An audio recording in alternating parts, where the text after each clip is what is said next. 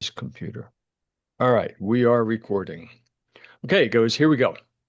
This is a workshop. I've talked to some of you guys about this, about my research into goal setting and goal getting, and I got very curious about this a couple months ago and started doing some research.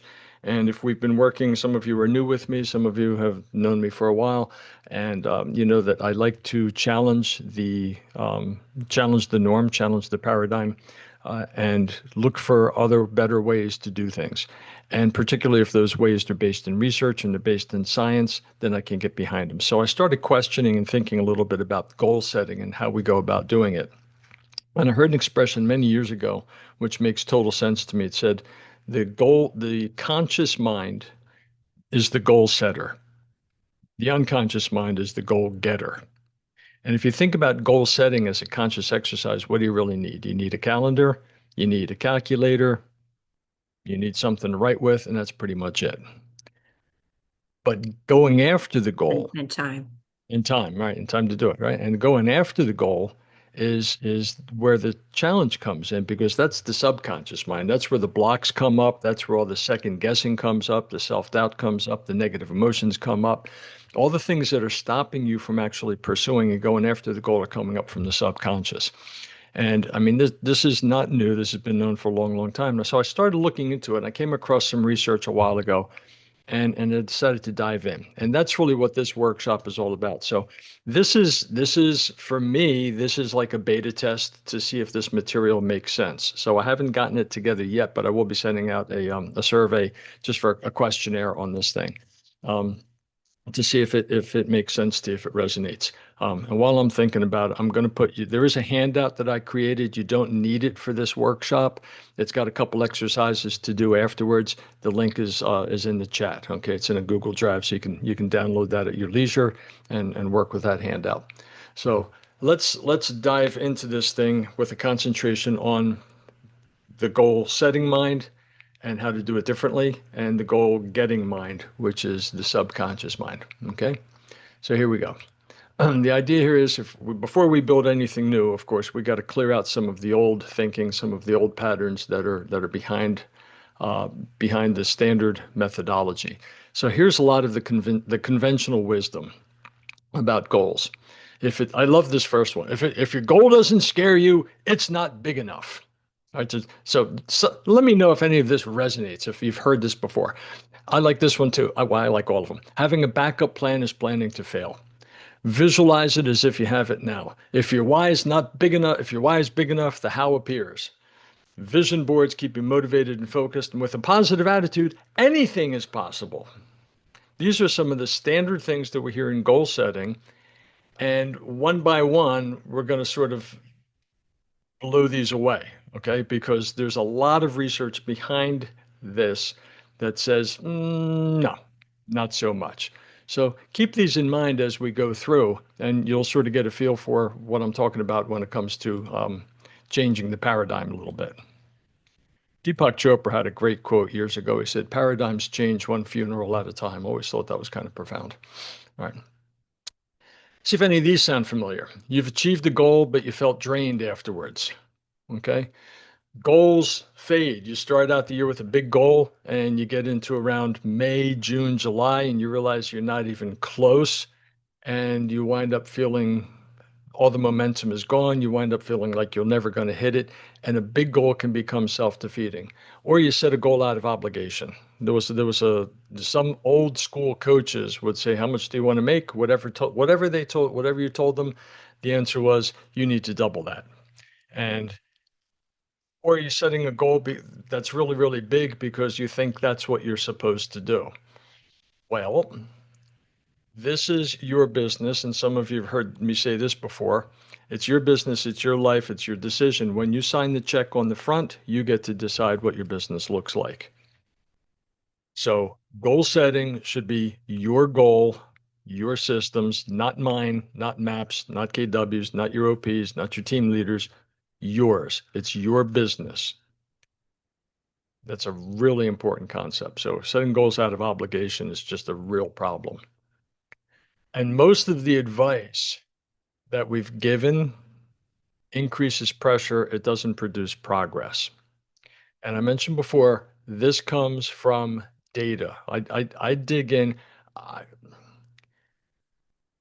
my approach for a long time has been if if somebody's going to tell me something, I want to know what the source is, right? Is it a credible source? If I'm going to read a book that it's somebody's opinion, that's nice. If I'm reading a book that's based in data and research, that's better. MREA is a great example. MREA is not Gary Keller's opinion. It's research based from 100 plus agents that were achieving it, and it's best practices and it's models. That's why it works. So for this program, here is some, not all, of the research that I did. And again, I'm going to send you guys the slide deck too, so you have all of this stuff. You don't have to worry about trying to take notes on it. Goal setting theory, specific and challenging goals outperform vague or easy goals. Mental contrasting. This one is really interesting. Positive only visualization actually reduces effort. We're going to get into that because that's a fun one. Some of you are familiar with my work with Colby and the test retest studies, and this is about how you make decisions, take actions, and solve problems. That's inherently and innate to you, and it doesn't change. And when you can work with that system as opposed to against the grain, you're going to be more successful. The neuroscience of motivation. If you like science, um, you like podcasts, go to find the Huberman Lab, Huberman, Huberman Labs. This guy's brilliant. He's a professor of um, I forget now, ophthalmology and neurology, I believe, at Stanford. And he's got a knack for taking the really complex scientific stuff and boiling it down so it's understandable to a person who doesn't have, a PhD in neurology. So really fascinating stuff. Like, so I get a lot of information from Andrew Huberman. Implementation intentions, pre-deciding to obstacles, figuring out what the obstacle is and visualizing that before you try to take action on things. So there's a lot of research that I did behind this. I wanted to get it all together and try to make it as simple as possible without going down into the weeds of neurobiology and chemistry and all that stuff. So the big question here, what what of the issue isn't your ambition? Oh, hey, I found a typo. I went through this thing a dozen times and I found a typo. It's supposed to say, what if the issue isn't your ambition, but your architecture? Son of a gun. Hopefully that's the only one. Okay. In other words, what if you being motivated and your desire to hit it is not the problem? It's the structure that we've put together to go after the goal that's the problem. And the structure doesn't fit the way you actually do things. Okay. So this what we're going to get into today. There's again, some of this is familiar because I've done bits and pieces with most of you with these ideas, but hopefully this is going to wrap it all together. 3 levels of goal setting, a weekly execution system, sustainable progress model. Okay? To achieve long-term goals, you got to be able to chunk it down and look in short-term bursts. Smarter ways to visualize. If you're doing any visualization again, I'm going to show you a couple techniques today that are not deep meditative. You got to get, beta brain level and you got to close your eyes and do half an hour. We're talking 1 to 3 minutes of visualization that really works very, very well to move you towards your goals. Again, how do you communicate with your subconscious, the goal getter mind, in a way that's effective and efficient is actually going to move you forward. So we're going to get into some of this today, and there's an exercise in your handout that walks you through that as well. And an alignment framework. We'll talk a little bit about how Colby actually fits into this whole thing. All right. Why most goals fail.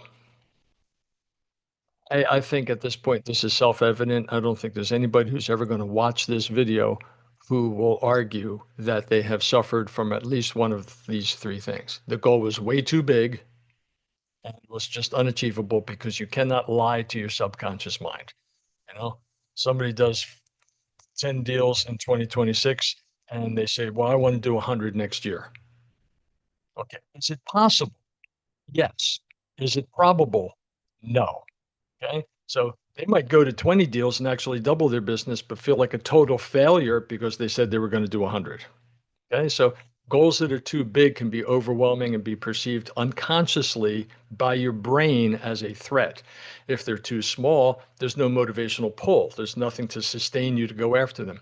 Or the pursuit system, how you actually go about pursuing your goal on a regular basis, is missing or done in a way that's not as efficient. That, again, that's the subconscious part. So, most of you, I think I've talked about this idea of three levels of goals: the minimum, the mid range, and the max. Okay. And we used to call this is the forecast, the projection, and the goal. And the forecast is the base. The goal is, if everything goes well, what's the stretch that I could do, that the breakthrough number? And the mid range right in here is pretty much where you find yourself performing. And my thinking has been, if you could do a 20, 25, 30% increase year over year, that builds a sustainable business. That builds a solid foundation. Because, if you sold 10 units, a 25% increase is 13. That's one every 4 months in addition to what you did previously.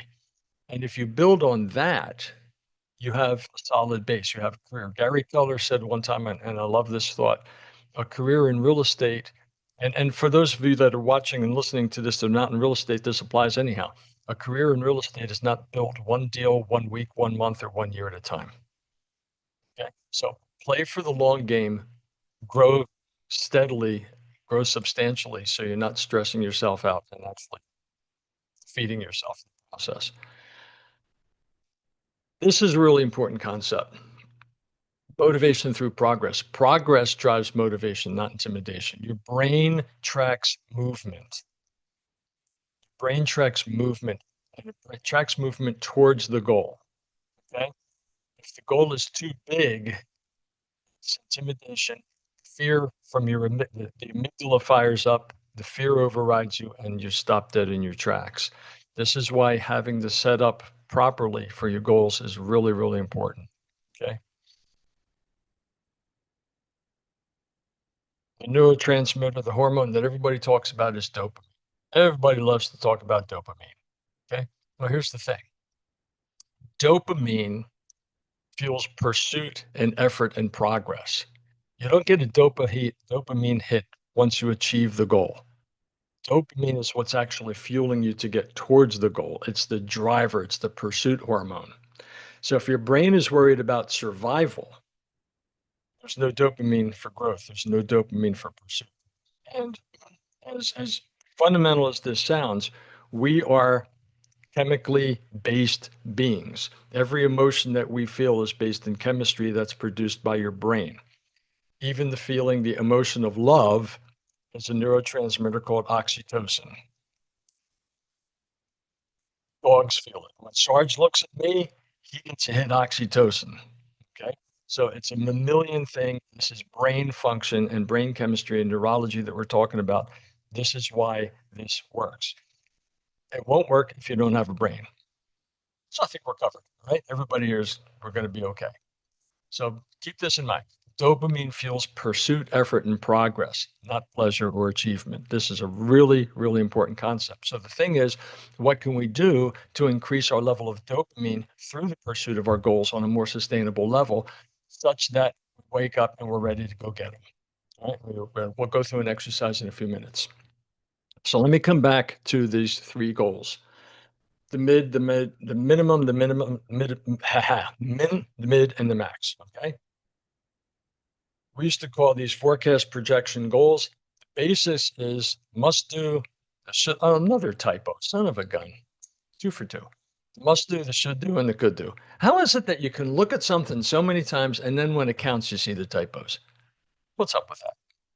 If anybody has an answer for that one, please, text me privately. I got to fix that. All right. The minimum must do number. Here's the basics.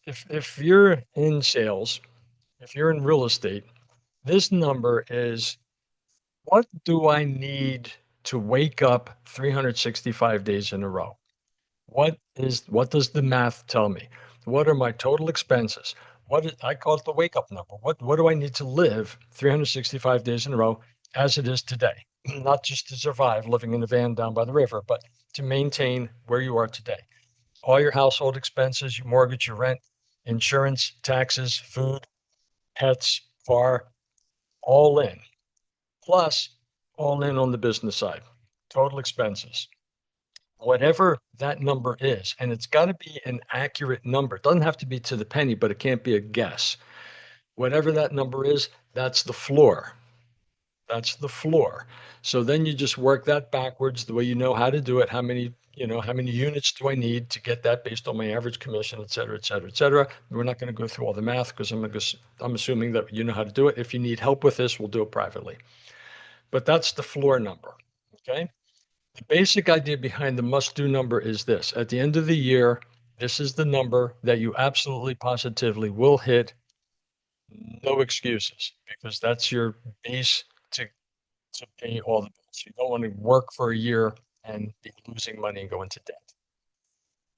Then the maximum number is the could-do number, the goal. This is the stretch number. Now, this one, typically, when I've worked with people, the max is a multiple of the minimum. So maybe the minimum is $150,000. The max might be 450. Okay. And you're thinking about $450,000 in gross and GCI, and you go, I've never made that much. But everything lines up and everything works well. It's a real stretch. I think I could actually do that. I mean, it's a stretch, but I could do this. That's the idea behind could do. It's the stretch. So now we have a floor and we have a very, very high ceiling. And this one, the should do number, falls in between. And what I've noticed over the years is as people start to break this down and what's the activity need for the minimum, what's the activity need for the maximum, your activity stays somewhere in this mid range. And the cool thing is, since the activity stays in the mid range, the gap between this and the maximum actually reduces. And I've got a couple clients we did this last year, and they were shooting for this. They far exceeded this. And 2026, the new minimum is what they did last year in the mid. So organically, they're raising the bar. They're increasing their volume. And they're doing it without missing the goal. Yes, they didn't hit the maximum. Yes, they blew past the minimum. Now they set a new floor. That's the beauty behind this. Sustainable growth over a period of time, as opposed to going after something that is too big that you're just not going to hit and being disappointed at the end of the year.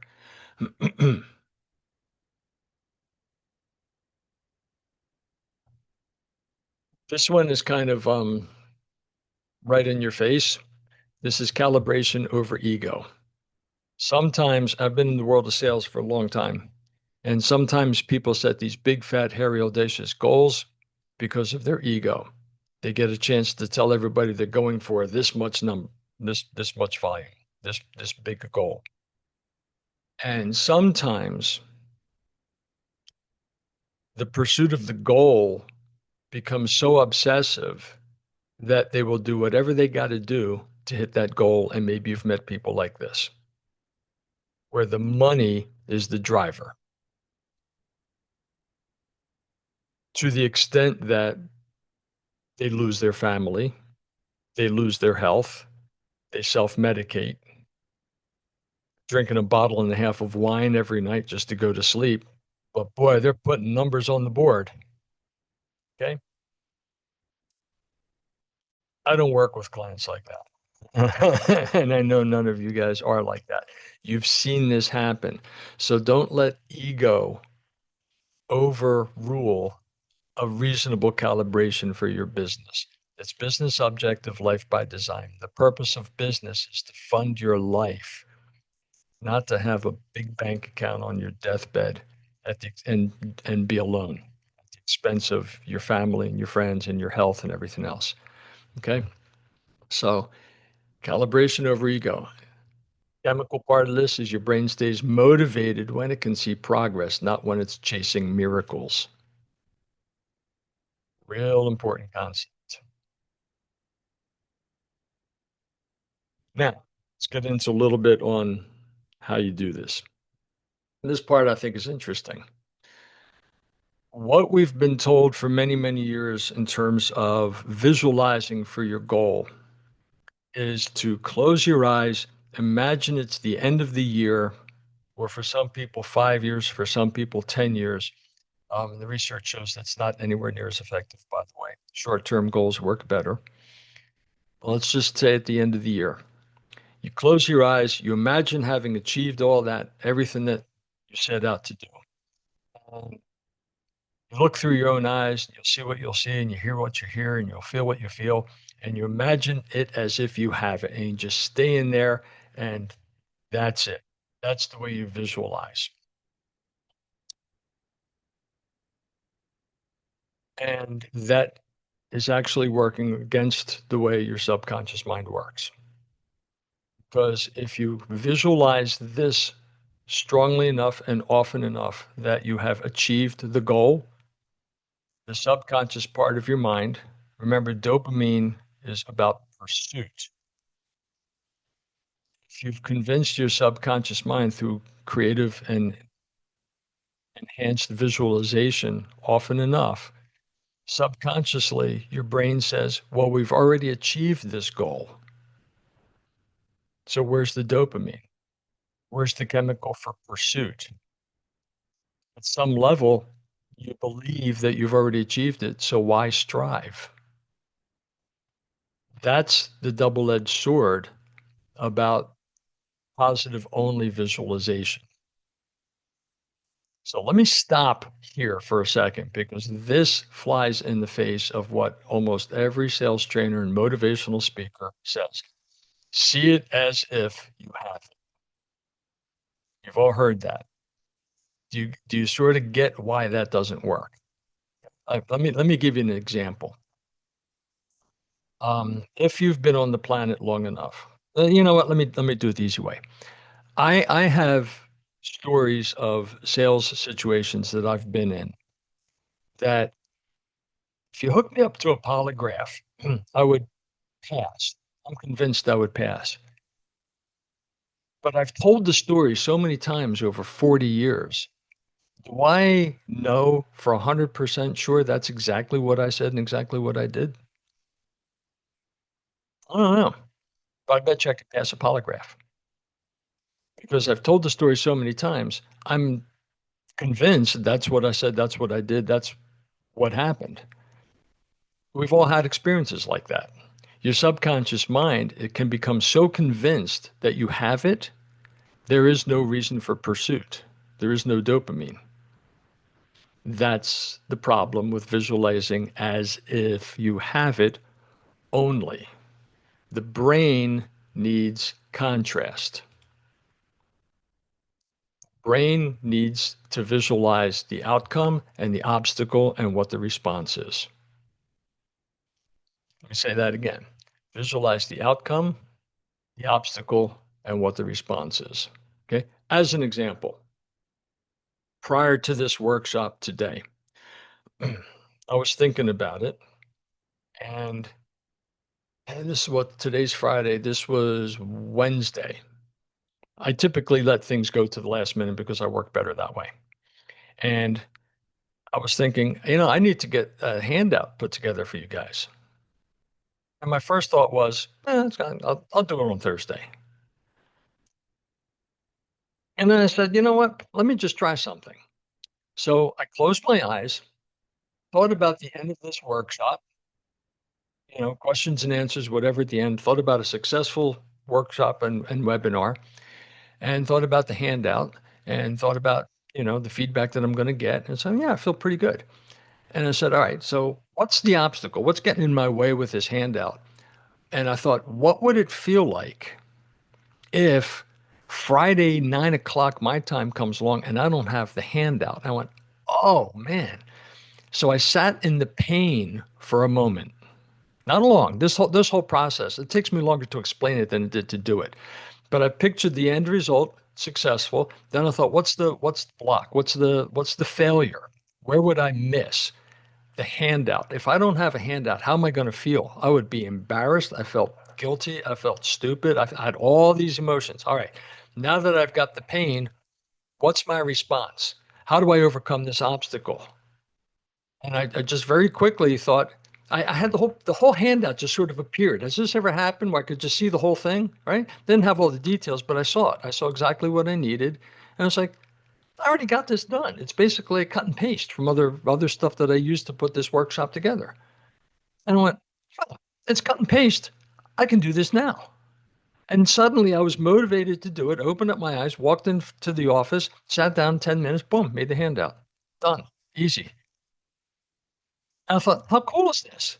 I just did this. I did the outcome, the obstacle, and the response.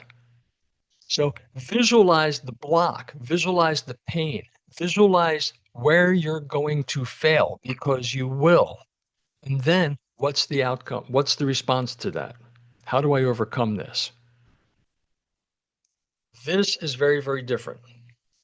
So here's a good model, by the way, for visualization. Here's what I would suggest to you. Rather than looking at a whole year out, look at a quarter, look at a week, look at next week. What do you want to accomplish next week? What's the goal for next week? Maybe you do this on Sunday night and you say to yourself, what's the goal? What's the outcome? Visualize a successful week and then pull yourself out of it so that you can sort of see yourself doing it. Okay? That stimulates your subconscious mind to go after it. So you picture yourself fully succeeding in the goal, look through your own eyes, see what you saw, hear what you heard, hear what you feel what you're going to feel, and then pull yourself out of it. Put it like on a movie screen.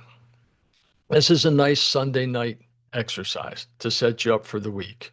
So Sunday evening, Sunday night while you're sleeping, your subconscious mind is working on all this positive stuff, the goal achievement. And then Monday morning, before you dig into the work, play that scene again and be honest with yourself and say, all right, where can I mess this up? Where can I get knocked off track? What's the obstacle that's going to come up somewhere between now and Friday at 6 o'clock? See that obstacle, visualize yourself in it, feel the pain of failure. Then, in your mind, rehearse the solution. How are you going to overcome it? How am I going to overcome this problem? And suddenly you feel good again because you're motivated to overcome the problem.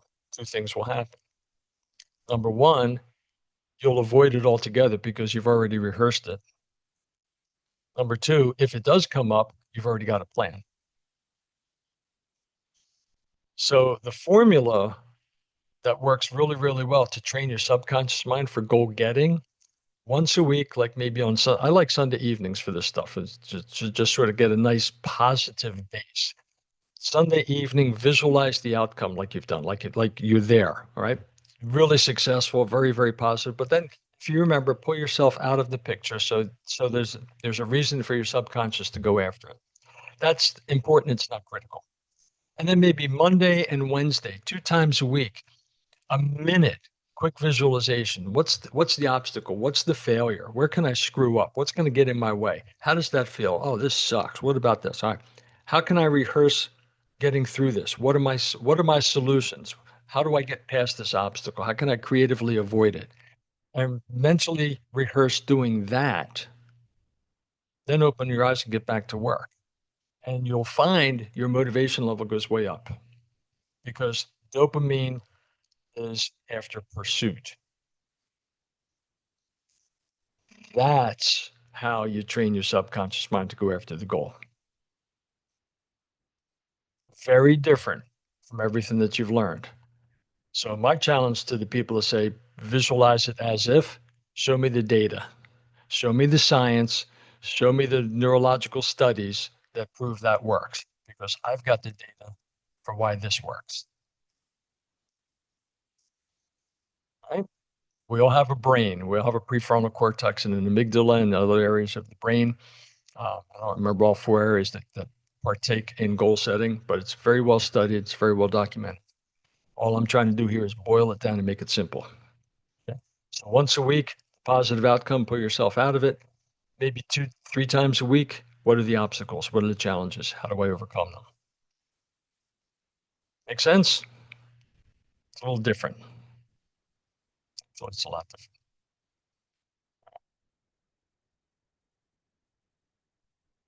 Next.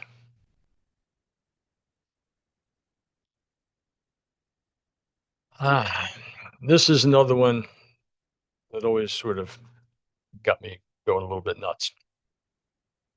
If you have a backup plan, you're planning to fail. Okay. In sales and real estate, we go after a couple dollars. The military, any operation that the military runs, particularly special forces, Delta, SEALs, these guys, Marine Force Recon, all these guys, the specialists, they have a program at minimum of 4 plans. They call it PACE, primary, alternative, contingency, and emergency. So before they go out on a mission, they've got at least four, four plans for that mission.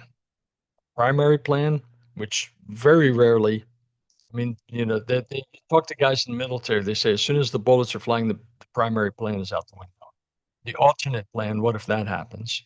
Okay. Osama bin Laden raid. They rehearsed it, rehearsed it, rehearsed it. They get to the compound and one of the choppers goes down. You think they didn't plan for that? Think they didn't rehearse that, at least mentally? Okay. Because if they didn't, the whole thing they would have been there. Now what do? We're going to turn around and go back. Okay. So an alternate plan, a contingency plan in case the primary and the alternate don't work, and an emergency plan. At least 4 plans. And if, if these guys are doing it and setting up 4 plans when their life is on the line, why are we saying you have to have just one when it's only money?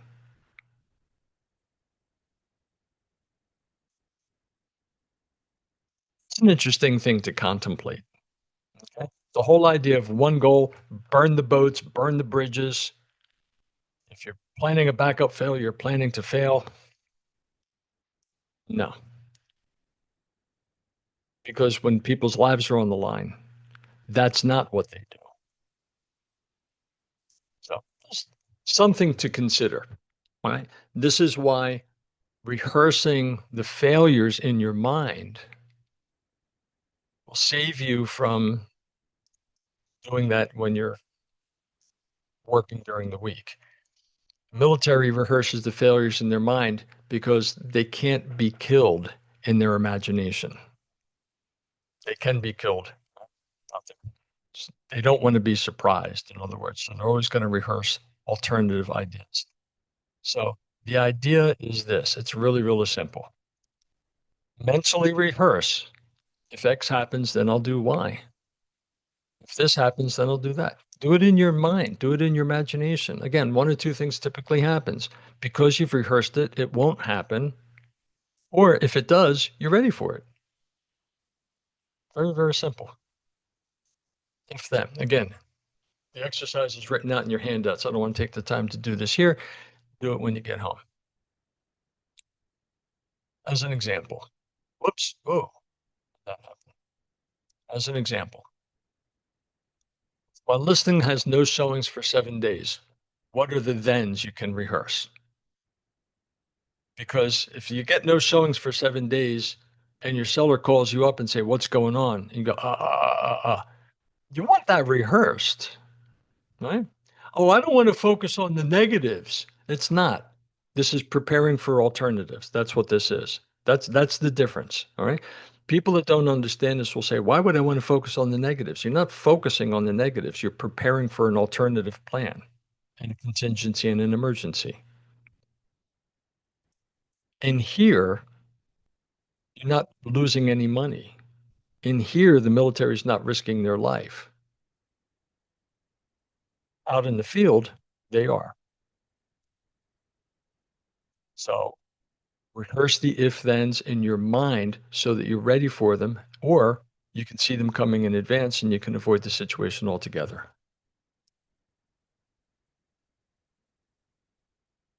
So one of the exercises that's in your handout is to run through this just to practice it. Say, what's the first obstacle I'll hit?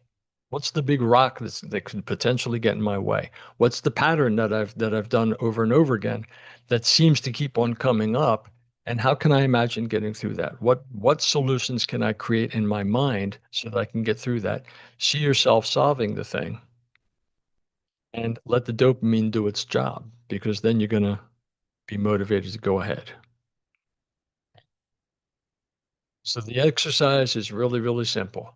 Vividly imagine achieving your primary goal. What does it look, feel, and sound like?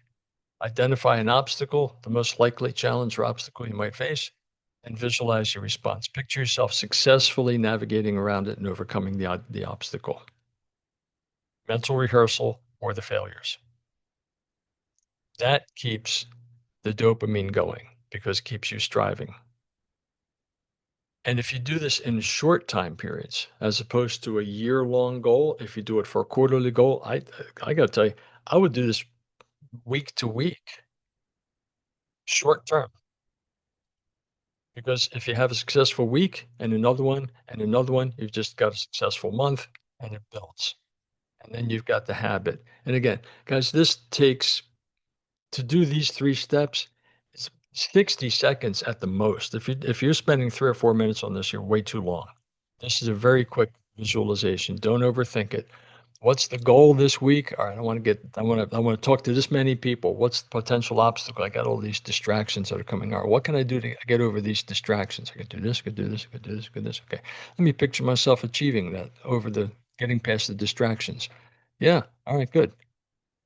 Now, when that distraction comes along, you've either got a way to avoid it or you've got a way to overcome it because you've rehearsed it. It's not new, it's not a surprise. It's really very, very simple. Again, people that don't understand this will say you don't want to you don't want to think about the obstacle. Yeah, you do. That's what the science says. That's what works for your brain. All right. Ah, I did it again. Uh-oh. I'm sorry, guys. This is a new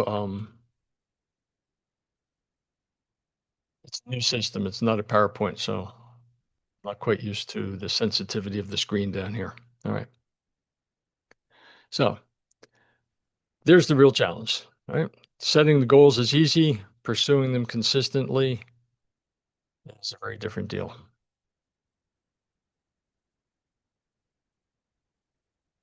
Here's another concept behind this thinking.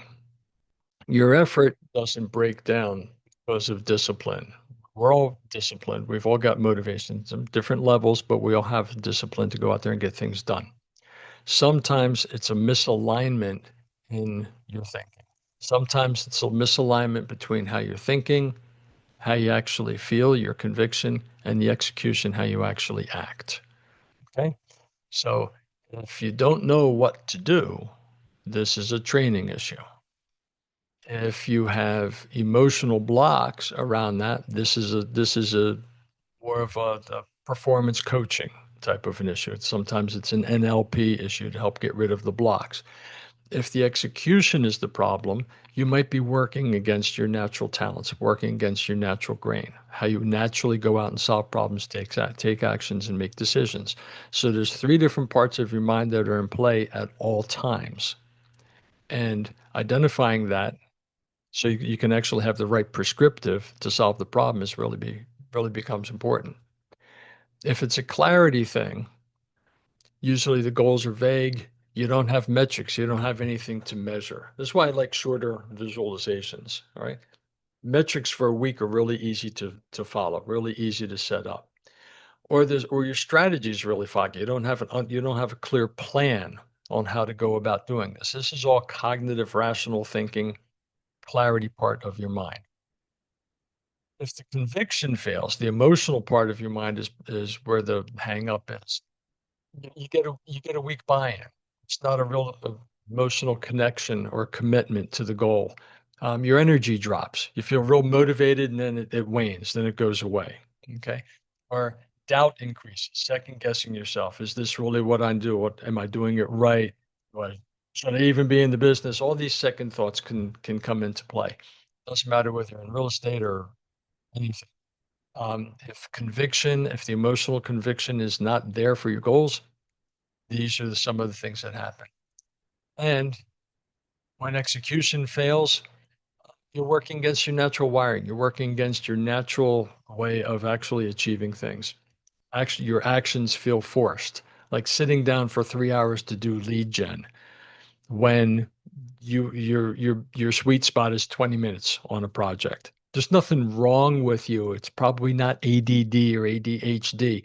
It's just the way you're wired to do multiple things at once in shorter bursts as opposed to long extended periods going to completion. It's not good or bad or right or wrong or better or worse. It's just different. And if you understand how you're naturally wired, you tweak the work to fit you as opposed to trying to change you to fit the job. Real important concept. This is what's called the cognitive part of your mind. Your natural striving instincts. This part of you does not change. It's like your DNA. It's like your eye color and your thumbprint. And if you understand how you're naturally wired to get things done, then you play with your strengths.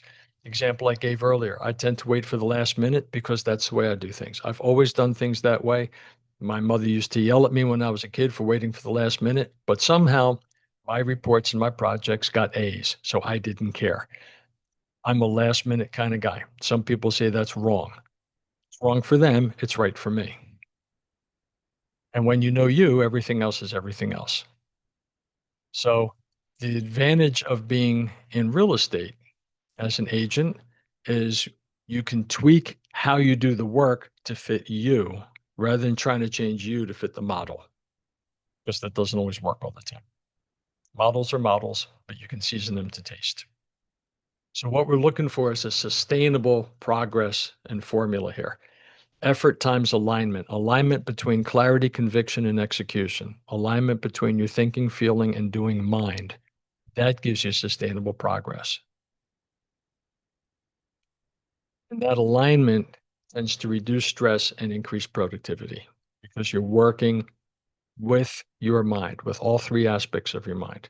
Now, again, let me come back. If it's a clarity issue, sometimes that's a training issue. Right? If you don't know what to do, having the other parts of your mind lined up is great. But if you don't know what to do, you're going to be doing a lot of things wrong. So having the understanding of how the thing works is really, really key. Okay. And the rest falls in to support that. Michael, if you're on call here, just click on the chat right on that drive. It should be on that drive. I got on a tad bit after you posted it, so I wouldn't be able to access it because I Okay. wasn't at the beginning of the call. Well, guess what? I just put it up again for you. There you go. Thank you so much. I You're appreciate it. very welcome, Mike. No problem. I'll see you in a little bit too. All right. Okay. So sustainable growth, right? All three parts of your mind working in harmony. Your thinking, feeling, and doing mind. Affective, cognitive, and cognitive mind. All right, for the scientific terms. But basically, it's how you think, how you feel, how you act. Get them in alignment, and everything becomes easier. If you're not clear on that, on our next call, we can talk about this. Okay, privately. This is what I do, folks. Those three parts. I'm building an entire outside coaching process around these three things. Okay, outside of maps. All right. So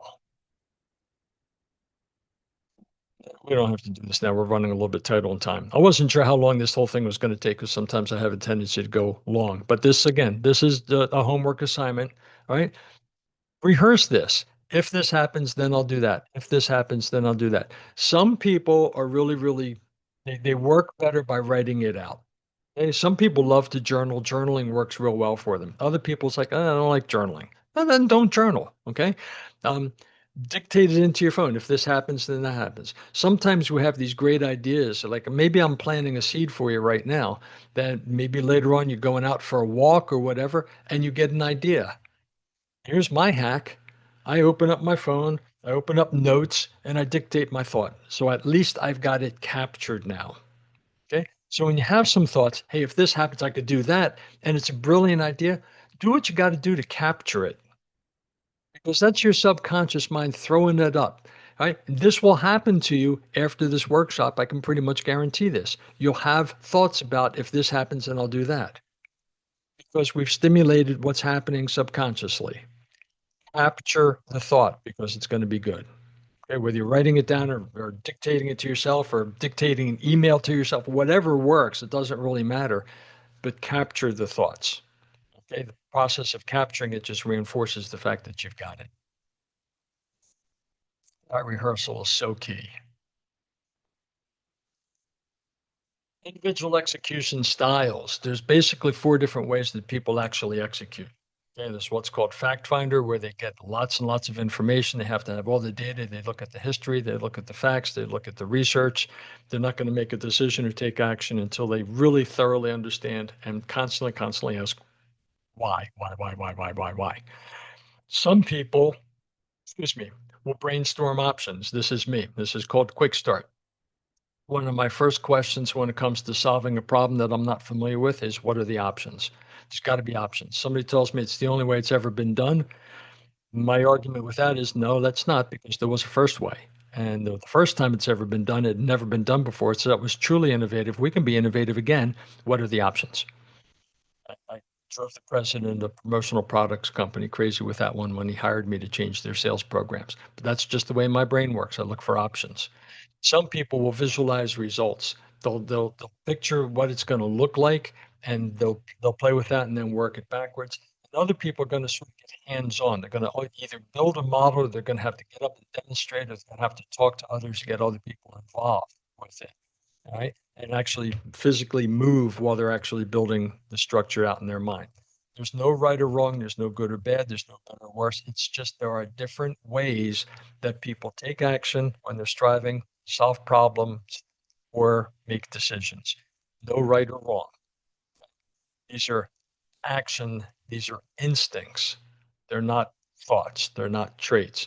They're natural striving instincts that we all have.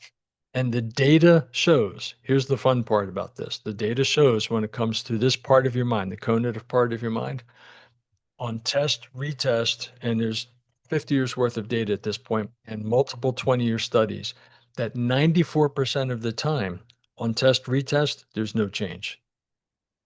So this part of your mind, the cognitive part of your mind, the Colby index is highly predictive. Highly.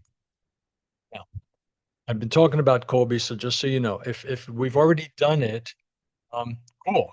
Let's bring back some focus on this and how to wrap that into your process. If you haven't done it, we can get it done. So this is the way this works. In my outside coaching, to do a Colby index and an interpretation is a minimum of $200 because it's time and it's expense. For my clients, I pick it up. There's no charge. Okay.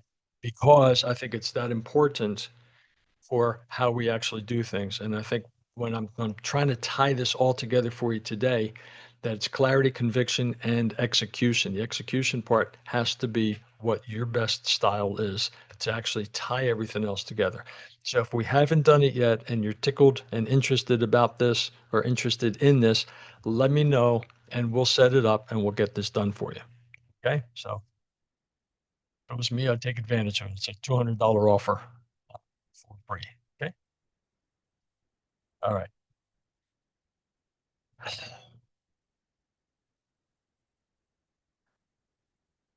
Please, whoops. Come on, there it is. Please focus on this statement right here. Burnout is not workload, it's misdirected effort almost every time. It's not you have too much to do, it's that you're working ineffectively against your own natural way of getting things done. It's misdirected effort. Burnout comes from getting getting all caught up in what I still call administrivia, doing stuff that you shouldn't be doing, and then feeling stressed out on Friday because you didn't do the important things like lead gen, follow up, negotiating contracts, going on appointments. Okay. It's misdirected effort is the cause most times in almost all situations for burnout.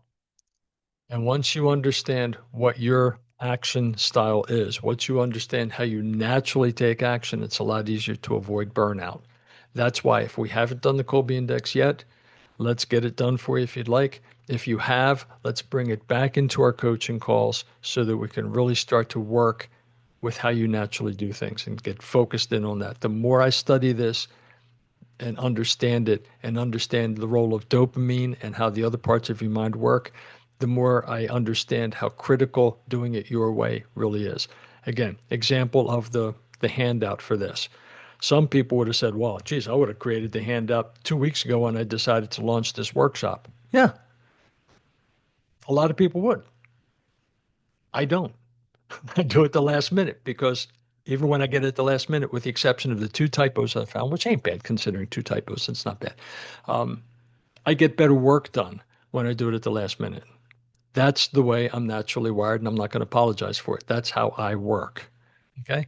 So when you can work with your natural talents, things become easier. So understanding what that style is and how that works for you is key. That's where we can help. All right. So the big takeaways: calibration, establish accuracy or precision. Contrast, when you're mentally rehearsing, do the if then, okay? Contrast the failure. Focus on the failure of the goal and what your possible solutions are. Primary, alternative, contingency, emergency. If then, a conditional statement include indicating cause and effect. What if this happens, what can I do? If that happens, what can I do? And here's the neat thing, by the way. When you practice enough if then scenarios in your head, you don't have to have the exact situation that you rehearsed. Like you rehearse a situation where XYZ is going to happen and you do the if thens, and then you're going through the week and you find ABC happens instead. There, it's not, oh, well, I didn't rehearse this one. What am I going to do? No, because your brain is already trained for the if then coming up with the contingencies. So, mental rehearsal of the failures, along with once a week of the big picture, the warm fuzzies. That's the way to really train your subconscious to move you towards your goals. And I would suggest we take the goals, bring them all the way down to either quarterly, monthly, or even weekly. That's why, again, Gary Keller figured this out a long time ago, probably without all this science behind it, but the 4-1-1, 4 weeks, 1 month, one goal, right? Short term is what works more for most people because you build the business week at a time, month at a time. And then alignment, arrangement of things in a straight line in relation to each other. Get the alignment done with clarity, conviction, and execution. All three parts working together. George, please accept my request for access. Is anybody else having request for access on the Google Drive? I don't know. No? Okay. Michael, I'll get it to you. Yeah, All I right. I'll did. just, you did too? Yeah. Ah, man. All right. There's a couple of the snags. Thank you. All right. Let me take this off the share screen for a second.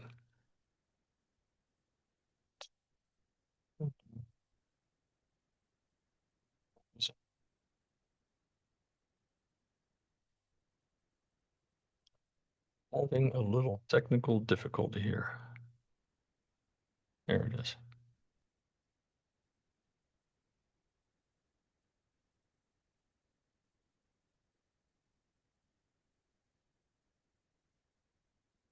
All right. Am I off share screen?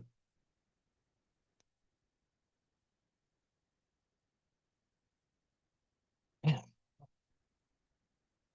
Did the screen No, stop sharing? Am I you're am I you're still sharing.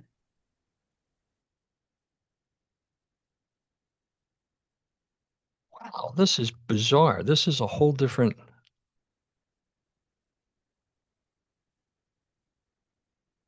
Huh. There it is. Good grief. Wow, this room is different. It should be off now. Is it off now? Yay. All right. Sorry about the technological challenges here, folks. I apologize. All right. Um, all right. I don't want to run overtime here, but does anybody have any questions that I can answer for you?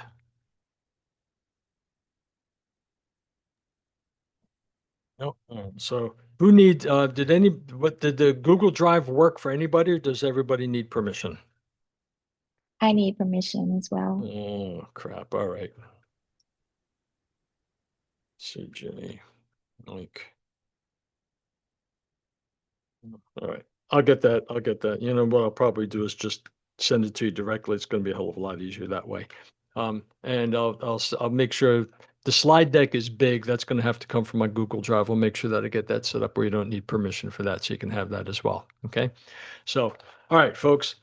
That's everything I've got on this thing. Does anybody have any questions at all? Because I want to respect your time. Okay. Nope, this is great. Think Thank you. My pleasure. All right, think about it. If there's something that comes up, and you want to talk about it on our calls, let me know. If we haven't done the Colby yet and you want to get it done, let me know. Other than that, I'll see everybody next week and go out there and sell some houses. Week after next for me. Week after next for you. Mhm. Gotcha. Well, like Chuck Woolery said, see you in 2 and 2. All right. Thank you, George. Thank you, You're George. very welcome. Thanks, guys. Bye bye.